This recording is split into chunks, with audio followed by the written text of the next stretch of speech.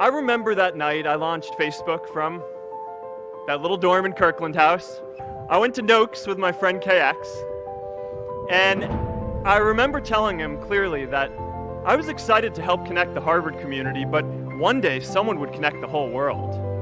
The thing is, it never even occurred to me that that someone might be us. We were just college kids. We didn't know anything about that. There were all these great big technology companies with all these resources, and I just assumed one of them would do it.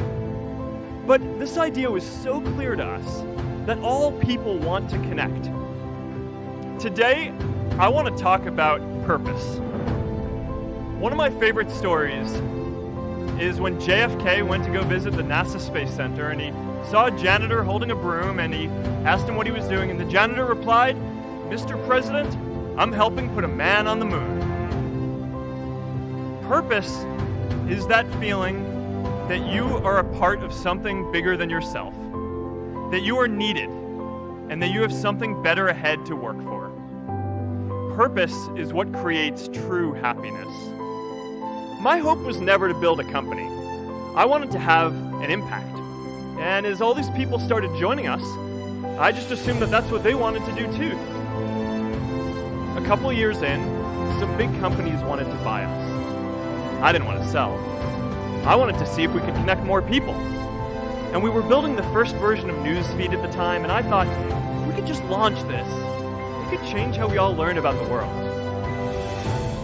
Nearly everyone else wanted to sell, and it tore our company apart. After one particularly tense argument, one of my close advisors told me if I didn't agree to sell the company right now, I would regret that decision for the rest of my life. Relationships were so frayed that within a year or so, every single person on our management team was gone. That was my hardest time leading Facebook. I believed in what we were doing, but I felt alone. I wondered if I was just wrong, an imposter, a 22-year-old kid who had no idea how things actually worked.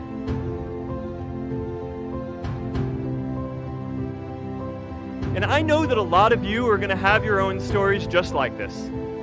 A change in the world that seems so clear that you are sure someone else is going to do it, but they're not. You will. But be prepared to be misunderstood. Anyone working on a big vision is going to get called crazy, even if you end up right. Anyone taking initiative will always get criticized for moving too fast, because there's always someone who wants to slow you down.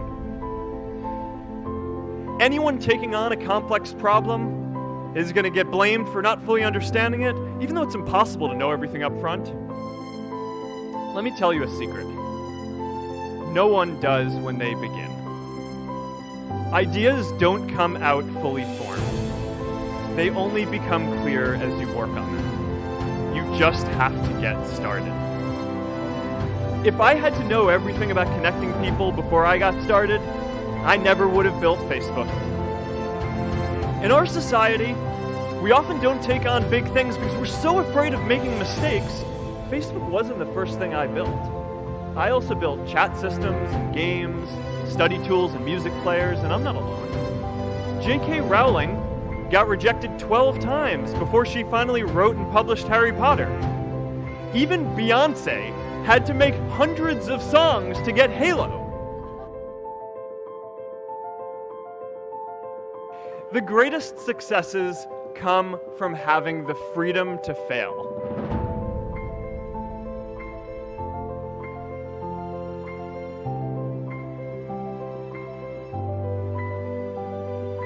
You know, a lot of times I think people just get afraid because, you know, often your dream is, it seems like it's so far off, but if you just kind of focus on building stuff that you think is good and you keep on going at each step along the way and don't let people deter you from that and just really care about what you're doing, and you know, I think that's how you build something good.